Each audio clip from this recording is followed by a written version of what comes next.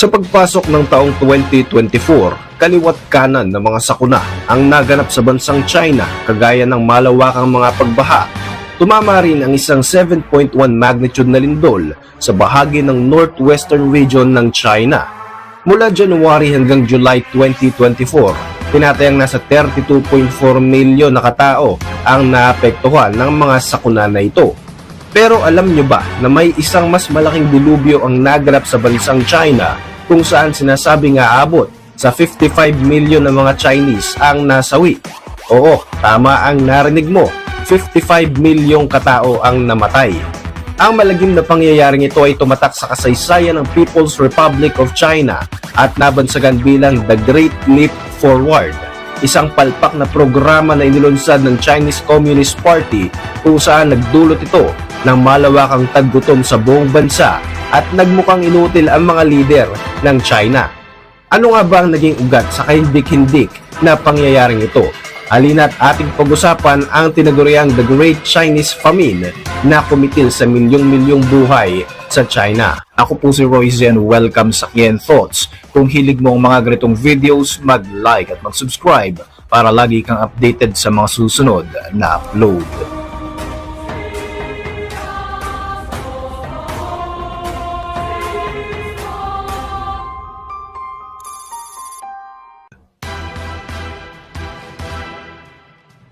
Tatlong taon ng malawakang taggutom ang naganap sa China sa pagitan ng 1959 hanggang 1961. Ito ang itinuturing na deadliest famine in human history na nagugat sa kapalpakan ng programang inulunsad ng Chinese Communist Party. Ito ay tinawag na The Great Leap Forward.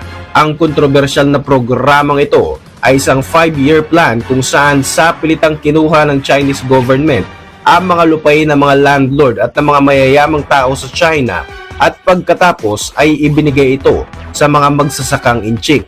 Dito ay sapilitan namang pinagtatrabaho ang mga magsasaka upang mapunduhan ang isang ambisyosong plano para baguhin ang China, kung saan nais nga nilang mag-transition mula sa isang agricultural na bansa patungo sa industrialization.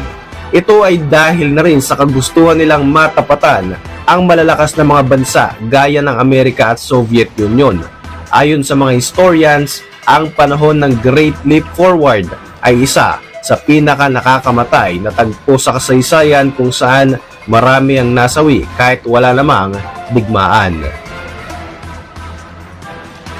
Malaki ang naging impact ng programang ito ng Chinese government sa pagbaba ng ekonomiya ng China at tinatayang aabot sa 30 hanggang 55 million Chinese ang nasawi dahil sa gutom. Ang iba naman ay tinorture, binitay, ang iba ay nasawi dahil sa pwersahang pagtatrabaho at ang iba ay mas pinili na lamang na waksan ang kanilang sariling buhay dahil ayaw na nila sa patakaran ng China. Sinimulan ni Mao Zedong ang proyekto na ito kung saan ninanais niya na tuluyan ng maging moderno ang China gamit ang polisiya at ideolohiya ng komunismo upang magawa nitong tapatan ng mga western countries gaya nga ng Amerika, Soviet Union at ng Great Britain. Sa planong ito ni Mao Zedong para magkaroon ng economic prosperity ang bansang China, umiikot sa dalawang bahagi ang proyekto na ito. Ang collective agriculture na naglalayong makapagbigay ng pagkain ang mga magsasaka sa buong bansa upang maging tuloy-tuloy ang ikalawang plano, ang widespread industrialization na ang layo naman ay taasan ang produksyon ng bakal sa China. Dito ay sinamsam ng gobyerno ng China ang mga pribadong lupain ng mga mayayaman. Pagkatapos ay ibinigay ito sa mga magsasaka para pwersahang pagtrabahuhin at pagtanimin dito. Lahat ng operasyon mula sa produksyon, resource allocation at maging food distribution ay nasa ilalim ng kontrol ng Communist Party. Bumuo sila ng tinatawag na mga commune. Ito ay mga grupo ng mga tao na siya magtatrabaho sa mga sakahan. Karamihan sa kanila, mga bata, mga kababaihan at mga matatanda at babayaran lamang ng kakarampot na sahod. Ipinagbawal sa mga miyembro ng commune ang pagtakas. Ang mga mahuhuling lalabag sa kanilang patakaran ay papatawan ng mabigat na parusa na pwedeng humantong sa kanilang kamatayan. Nagpakilala sila ng mga large-scale irrigation project at mga experimental agricultural techniques na hindi dumaan sa masusing pag-aaral. Nagresulta ito sa mababang ani, kaya naman sa pilitan ng pinagtrabaho ng China maging ang mga kabataan para lamang magkaroon ng sapat na supply ng makakain. Gayunpaman, lahat ng ginawa nilang paraan ay pumalpak hanggang sa hindi na nga mabigyan ng sapat na pagkain ang buong bansa. Sinubukan tumakas ng maraming mga Chinese sa tila impyernong sitwasyon na ito sa kanilang bansa. Ang ilan ay nagtagumpay sa pagtakas, subalit ang mga nahuli, tinorture at pinatay, kabilang na ang kanilang mga pamilya. Dahil sa planong ito ni Mao Zedong ng malawakang proyekto ng gobyerno sa industrialization, dinoble nila ang target na produksyon ng bakal. Dito ay nakikita ni Mao na mahihigitan ng China ang Britanya sa loob lamang ng 15 years.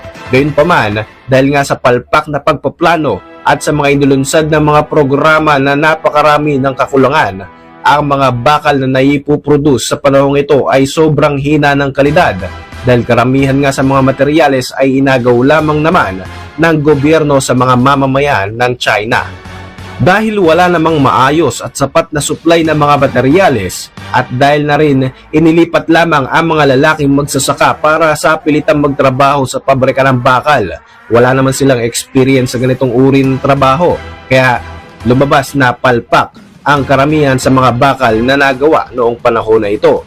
Sa kasagsagan ng taggutom sa buong China, kahit pa nga nangangamatay na ang maraming tao, mas pinili pa rin ni Mao Zedong na i-export ang kanilang mga pagkain kaysa ibigay ito sa mga nagugutom na mamamayan.